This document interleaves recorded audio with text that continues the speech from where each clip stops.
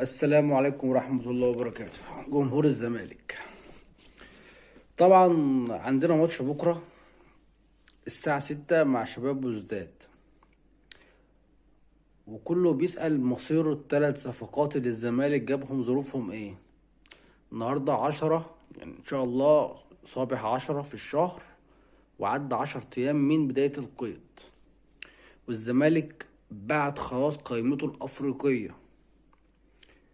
طبعا القايمة راحة من غير الثلاث لعيبة الجداد. حاليا اللعيبة لحد وقتنا هذا ما تأيدتش، ولا في الدوري المصري ولا غير الدوري المصري. بس في الكابتن حازم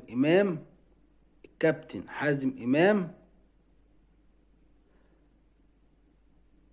عمال يتحايل على جمال علام ان هو يسجل اللعيبة او يأيد اللعيبة، ان اللعيبة تتأيد. كان الكل كان رافض بالإجماع ان صفقات الزمالك مش هتتأيد.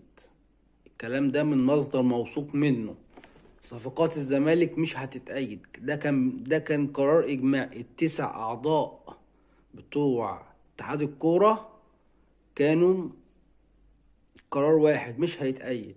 بعد الهجوم اللي حصل على الكابتن حازم امام من جمهور الزمالك، والكل قال ان هو مش مع الزمالك وما بيجيبش حق الزمالك، يعني والناس كلها، اي واحد اهلاوي في موقعه بيدور ان هو ازاي يجيب حق النادي الاهلي. كابتن حازم امام دلوقتي بيقود جبهة في اتحاد الكورة ان هو يأيد لعيبة الزمالك. بس طبعا يعني هما لو أيدوا لعيبة الزمالك هيقولوا ايه للرأي العام؟ طبعا معروف ان القرار ده تعسفي. يعني القرار ده قرار تعسفي ضد رئيس نادي الزمالك. بس بنسبة 90% اللعيبة هتتأيد. 90% اللعيبة هتتأيد. ولو عبت ولو اللعيبة اتأيدت يعني هيبقى فيه مبرر ان هم يتأيدوا افريقيا تاني مع الزمالك.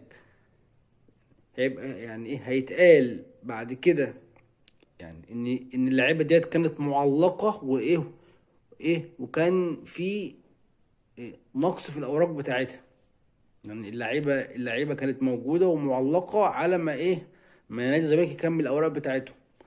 فاللعيبه لو اتأيدت لو اتأيدت على السيستم، والسيستم انضرب وخلاص وطلع لك كارنيهات انها تلعب، فان شاء الله هتشارك مع الزمالك في البطولة الأفريقية. والسلام عليكم ورحمة الله وبركاته.